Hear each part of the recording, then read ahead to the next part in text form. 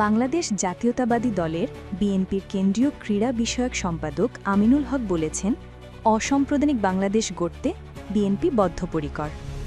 ভারপ্রাপ্ত চেয়ারম্যান তারেক রহমান ধর্মীয় স্বাধীনতাকে সর্বোচ্চ গুরুত্ব দিয়ে দেশের সব ধর্মের মানুষকে একত্রিত করে সম্প্রীতির দেশ গড়তে নিরলসভাবে কাজ করে যাচ্ছেন।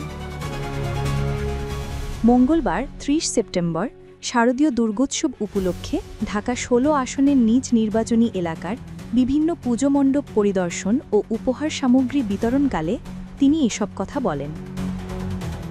আমিনুল হক বলেন, বিএনপির ভারপ্রাপ্ত চেয়ারম্যান তারেক রহমান রাষ্ট্রকাঠামো সংস্কারের যে ৩১ দফার কর্মপরিকল্পনা দিয়েছেন, তার অন্যতম গুরুত্বপূর্ণ দফা হল ধর্মীয় স্বাধীনতায় সর্বোচ্চ গুরুত্ব প্রদান। বাংলাদেশে যে ধর্মের যে উৎসব হবে, মুসলিম, হিন্দু, বৌদ্ধ বা খ্রিস্টান, আন্তরিকতার সঙ্গে সেই উৎসবে সহমর্মিতা প্রকাশ করব। এর মধ্য দিয়েই প্রকৃত সম্প্রীতির সমাজ গড়ে উঠবে। সরকারের সমালোচনা করে বিএনপির এই নেতা বলেন, গত ১৭ বছরে আওয়ামী লীগ সরকার ধর্মীয় সম্প্রীতিকে রাজনৈতিক স্বার্থে ব্যবহার করেছে। যখনই কোনো মন্দিরে হামলা হয়েছে বা বিশৃঙ্খলা সৃষ্টি হয়েছে, তা বিএনপির ওপর চাপিয়ে দেওয়া হয়েছে।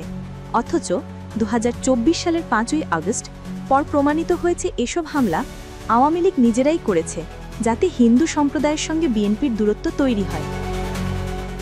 হিন্দু সম্প্রদায় উদ্দেশ্য করে আমিনুল হক বলেন, আমি কখনো বলবো না আপনাদের বিএনপি করতে হবে, আপনারা যেমন আছেন তেমনই থাকবেন, তবে আপনাদের সামাজিক, পারিবারিক ও মৌলিক চাহিদা পূরণের জন্য আমি একজন রাজনৈতিক কর্মী হিসেবে সবসময় পাশে আছি এবং থাকব।